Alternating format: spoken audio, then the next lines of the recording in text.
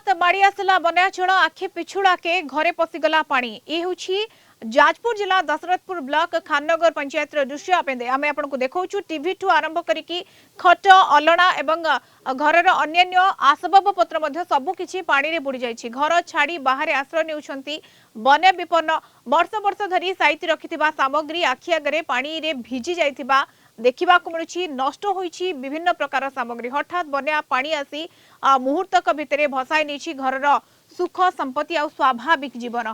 एबे घर अच्छी हेले घर भितर रहिबा पई जागा नाही। एने विपन्नक सहित आलोचना करिसंती आम भुवनेश्वर रिपोर्टर श्रीधर आचार्य। एई खाननगर पंचायत अच्छी आप देखी पारे घरे टीवी लगी घरे खट पड़ी हेले घरे शोइबा पई लोक नांती कारण ए घरे एबे बन्या जल पशिची आ बन्यार एते करुण रूप एते विराटकाय विपज्जनक रूप जहाकू देखला परे ए समस्त जिनिस को छाड़ी घरर लोक माने बाध्य होइचंदी बंध उपर को जिबा पई आ घरे एठी दामी टीवी दामी खट दामी गडरेज आजी पानी रे भासुची। ये एते पानी घरे एते दामी जिनिस आपण छाड़ी कुआडे जाउचंती घरे किए रहउची करिमु जिनिस ना के हम जीवन जीव सारा हम पळै कि जांगे बंधर टपाला टांगी कि रहिछु आ कोन करिमु उपाय कोन अछि हमरा। एते टंकार टीवी एते टंकार खट गडरेज न लंगा सब मार चली गला पटा पटा सब आई देखु त आपण हम कोन कहिमि जो कद्रजर आमेर दिन काटु बसाटा आसर जा सरकारी दउचंदी रांधी त खाइ पानु सरकारी देला बेलकु मुठे खाउछु आ कोन करिमु हमर उपाय कोन अछि।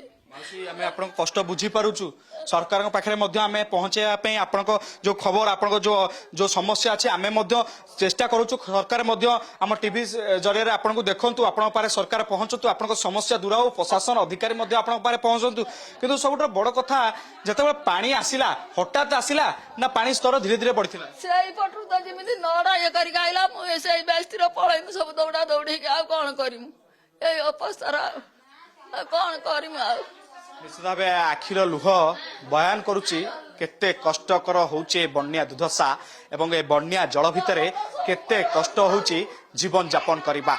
ये होची वास्तव चित्र ये होची रियलिटी चित्र ये होची रियलिटी चेक जेतेबेले खबर को गुरुत्वपूर्ण दिया जाए जेतेबेले खबर समस्या कथा कह जाए जेतेबेले खबर प्रत्येक दिग को कथा कह जाए सेतेबेले कलिंग टीवी ग्राउंड जीरो रे पहुंचुची ग्राउंड जीरो दुखी दरिद्र बन्या विपन्न कथा आपण पाखे पहुंचाऊची। जाजपुर वीडियो जर्नलिस्ट खुशी सहित श्रीधर आचार्य रिपोर्ट कलिंग टीवी।